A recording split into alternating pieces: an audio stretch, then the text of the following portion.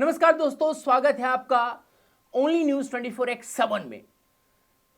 और आज अरविंद केजरीवाल के साथ वही हुआ। अरविंद केजरीवाल के साथ वही हुआ जो वो नरेंद्र मोदी के साथ चाहते थे, जो वो भारतीय जनता पार्टी के साथ चाहते थे। थोड़ा सा रुकिए, पूरी बिखर गई है आम आदमी पार्टी, पूर्ण रूप से समाप्त होने के कगार पर। पंजाब में, पंजाब की बात कर रहा हूं मैं, दिल्ली में तो समाप्ति हो गई है। 3 मिनट का इंतजार कीजिए और 3 मिनट आप इस वीडियो को दे दीजिए। उसके बाद आपको एक शायरी बहुत समझ में आने लगेगी कि हम पे जो कीचड़ उछाला करते रहे रात दिन, हम पर जो कीचड़ उछाला करते रहे रात दिन, आज देखो खुद उसमें नहा कर बैठे हैं। या फिर कहें कि कीचड़ उछालने का था जिनको हुनर, कीचड़ उछालने का था जिनको हुनर, आज वही उसी की गहराई नाप रहे हैं। जी हां, पंजाब में इस वक्त किसान आंदोलन इस कदर हावी हो गया है कि भगवंत मान किसानों की मीटिंग में गुस्सा होकर चले गए। दोस्तों, इस वीडियो को अधिक से अधिक शेयर कर दीजिए। अगर आप लोगों में से एक भी इंसान इसको शेयर कर देगा तो ये मैं मानूंगा कि आप उस किसान आंदोलन का, जब बेवजह 3 कृषि कानून के खिलाफ आंदोलन हो रहे थे और इस देश में विपक्ष के लोग मजे ले रहे थे, अरविंद केजरीवाल दांत टीस कर कहता था कि भैया किसानों के साथ सही नहीं हो रहा है। लेकिन आज वही लोग किसानों के साथ क्या कर रहे हैं। मैं स्क्रीनशॉट लगाता हूं। जनसत्ता एक ऐसा अखबार जो माना जाता है कि वामपंथी विचारधारा रखता है, जो माना जाता है कि अरविंद केजरीवाल और कांग्रेस पार्टी सहित तमाम विपक्ष के लोगों का सांचा यहां पर फिट बैठता है। वही लिख रहा है, सीएम मान की खत्म नहीं हो रही नाराजगी, कल वॉकआउट, आज किसान नेताओं के घर पहुंची पुलिस। दोस्तों, किसान नेताओं के घर पुलिस पहुंचना सिर्फ ये आम आदमी पार्टी की सबसे बड़ी हार को नहीं दर्शाता है, बल्कि आपको याद होना चाहिए कि इस वक्त पंजाब में जो कृषि है, कृषि पर आधारित लोग हैं, किसान हैं, जो इससे इंपैक्ट होंगे, इस पूरे आंदोलन से जिनको इंपैक्ट पड़ेगा, वो 75% लोग हैं। यानी कि लगभग पूरी आबादी इस आंदोलन से प्रभावित होने वाली है। मैं आपको एक एक करके बता देता हूं, और इसको क्यों शेयर करना है ये आपको डिसाइड करना है। पंजाब की राजनीति में मुख्यमंत्री भगवंत मान का गुस्सा चर्चा में आ चुका है। असम, माफ कीजिएगा दोस्तों, माफी चाहता हूं। दरअसल मैंने कल भी बताया था कि जो है तबीयत ठीक नहीं, खांसी आ रही है। तो असल में चंडीगढ़ प्रदर्शन से पहले किसान नेताओं की मुख्यमंत्री मान के साथ एक अहम बैठक हुई थी, और ये बैठक सोमवार को हुई थी, और उस बैठक में सब कुछ ठीक चल रहा था। लेकिन कुछ मुद्दों पर ऐसी बहस छिड़ी कि भगवंत मान गुस्से में तिलमिला गए, मीटिंग छोड़कर चले गए। उन्होंने यहां तक कह दिया कि अगर धरना करना है तो कर लो, धरना करना है तो कर लो। अब मैं आपको यही सेम चैप्टर उस कृषि आंदोलन से जोड़ता हूं जो केंद्र सरकार के खिलाफ चल रहा था।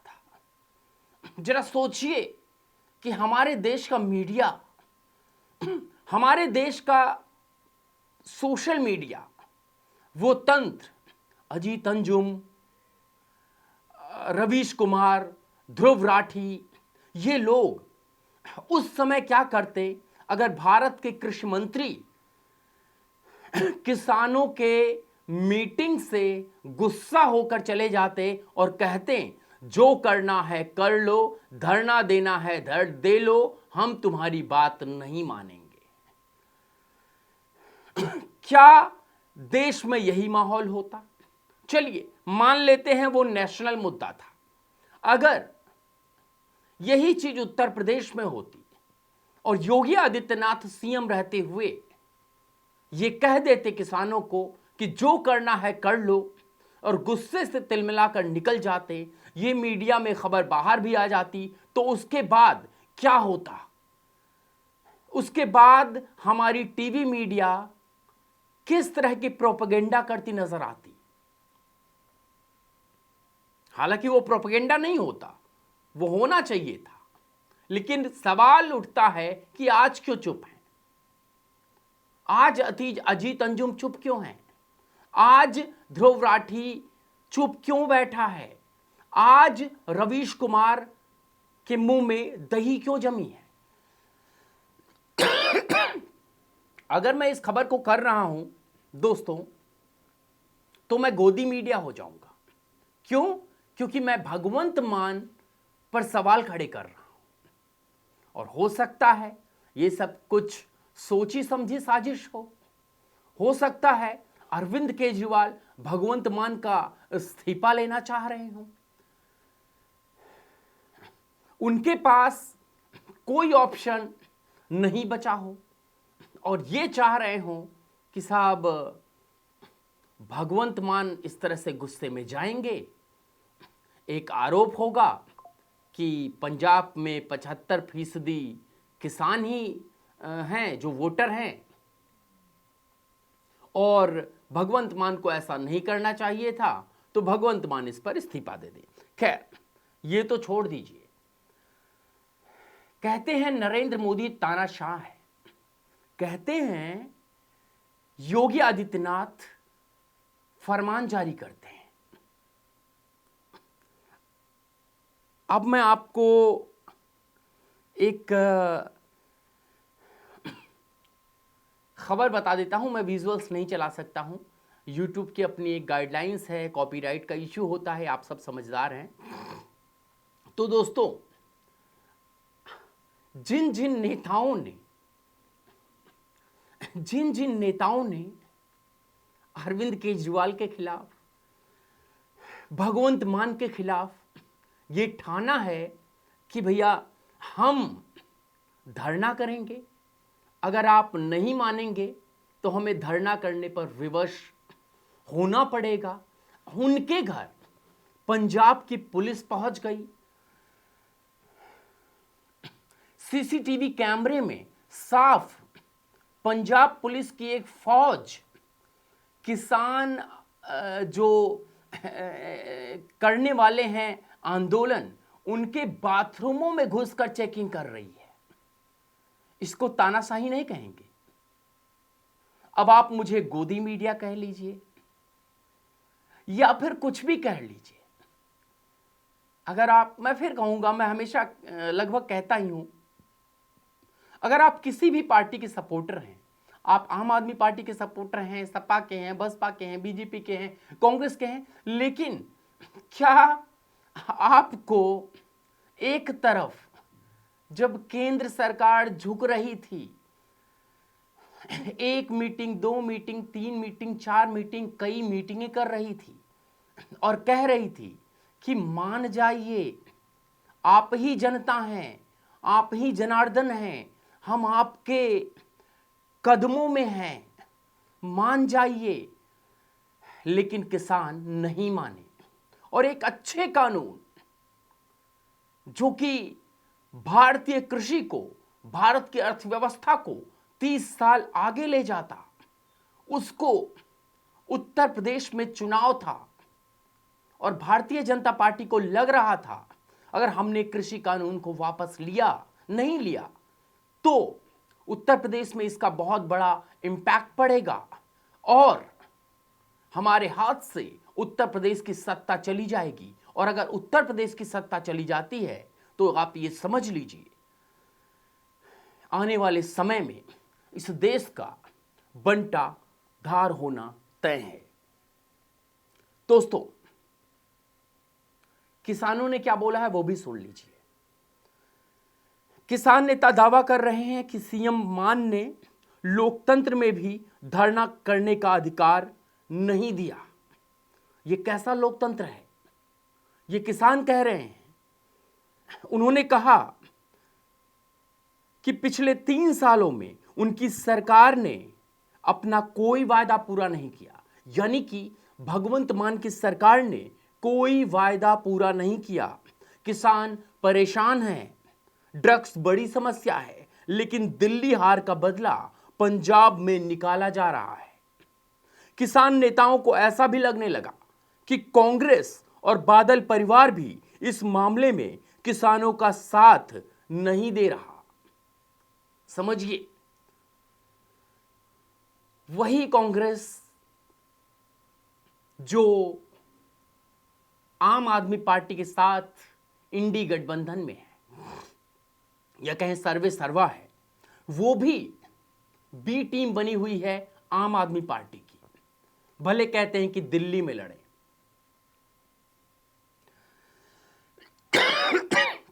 माफी चाहता हूं दोस्तों। किसानों का क्या कहना है? किसानों को डर है कि उनके खिलाफ भी एक्शन हो सकता है। और एक्शन क्या, पुलिस तो घर पहुंच ही गई है। अब इससे बड़ा एक्शन, अगर उनको डर है कि इससे भी बड़ा एक्शन होगा तो आप सोच लीजिए।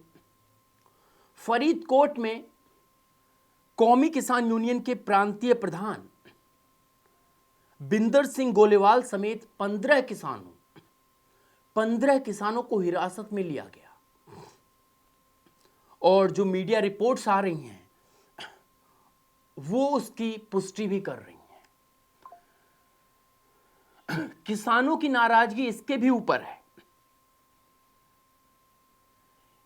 कि अब 5 मार्च तक अनिश्चितकालीन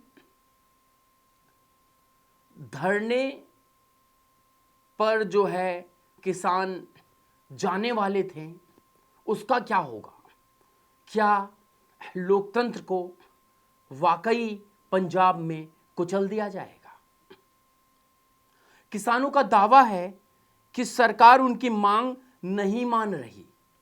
इस समय एक तरफ केंद्र के साथ किसान नेताओं की तकरार चल रही थी, वहीं दूसरी तरफ पंजाब की सरकार में भी तल्खी बढ़ चुकी है। लेकिन सवाल यही कि केंद्र सरकार ने जो किसानों ने कहा वो केंद्र सरकार ने मान लिया, लेकिन महज एक मीटिंग में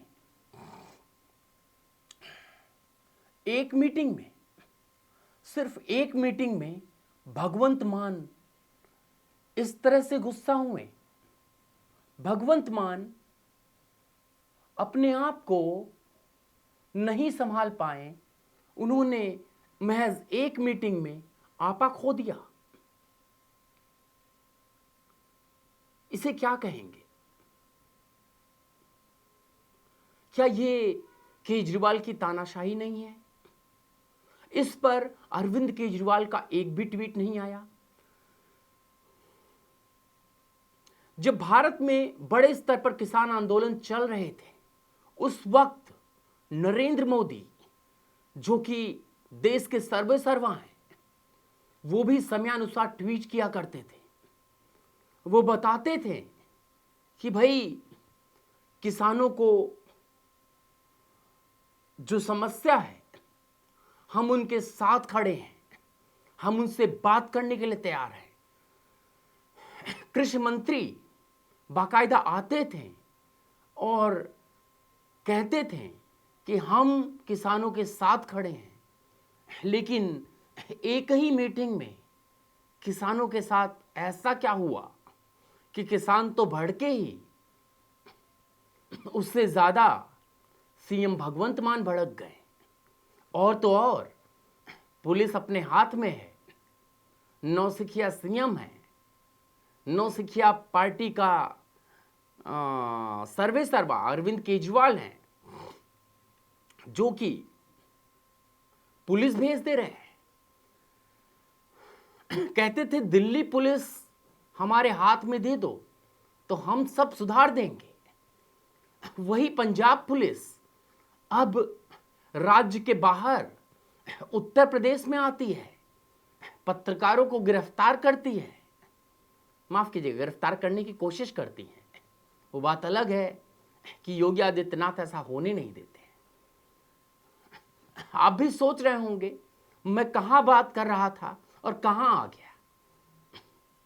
दरअसल बात सब एक दूसरे से जुड़ी हुई है। जहां लोकतंत्र के गले घोटने की बात है, तो आपको याद होगा टाइम्स नाउ नवभारत की पत्रकार, लेडी पत्रकार भावना को किस तरह से पंजाब में अरेस्ट किया गया था और झूठा केस बनाकर उन्हें पूरी रात परेशान किया गया था।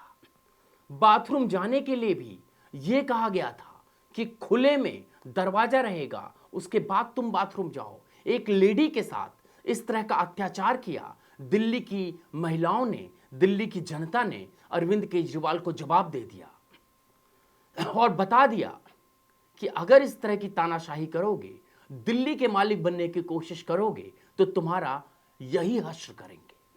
लेकिन क्या सवाल उठता है, इसके बावजूद भी अरविंद केजरीवाल की नींद नहीं खुली, या दूसरे शब्दों में कहें, और यही शब्द सही होंगे, कि क्या अरविंद केजरीवाल की तानाशाही और अकड़ खत्म नहीं हुई। इस पूरे प्रकरण को हुए कई घंटे हो चुके हैं। किसानों को झल्लाकर